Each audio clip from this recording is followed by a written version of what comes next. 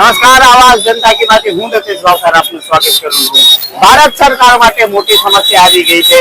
પ્રધાનમંત્રી શ્રી નરેન્દ્ર મોદીએ સંસદમાં જે વક્તવ્ય આપ્યો એનામાં બકરી કાઢતા ઊંટ પેશ્યો હોય એવી પરિસ્થિતિનું નિર્માણ થયું છે। દેશ આખામાં ગેસની સમસ્યાનો હજી પાર નથી આવ્યો, તેનામાં પ્રધાનમંત્રીએ સંસદમાં કહ્યું હતું કે આપણે કોવિડની જેમ આ સમસ્યા છે એનો સમાધાન લાંબા સમયમાં શોધવાની જરૂર છે।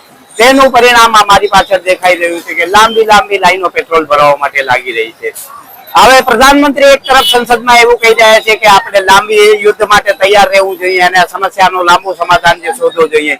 બીજી તરફ જે ગુજરાતના ગૃહમંત્રી એવું કહે છે કે આપણે કોઈ જ પેનિક થવાની જરૂર નથી।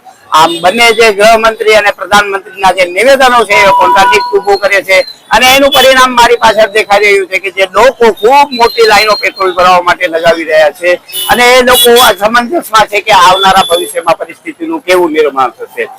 હકીકતમાં તો જે ગેસની સમસ્યા હતી, સમસ્યાનો હજી સુધી સમાધાન મળ્યું નથી। એ પરિસ્થિતિમાં બકરી કાઢતા ભારત સરકારને ઊંટ પેશ્યો હોય તેવી પરિસ્થિતિ મારી પાછળ દેખાઈ રહી છે। ગેસની હજી કોઈ સમસ્યાનું સમાધાન નથી અને એની માટે પેટ્રોલ અને ડીઝલની સમસ્યા થઈ છે।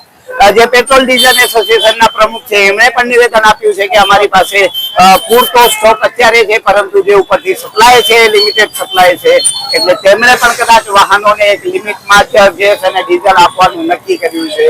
તેથી પણ આ પેનિકની સમસ્યા ઊભી થઈ છે અને આવનારા દિવસોમાં આ સમસ્યા હજી વકરે તેવી પરિસ્થિતિ થાય તો પણ આપણે નવાઈ લગાડવી જોઈએ નહીં।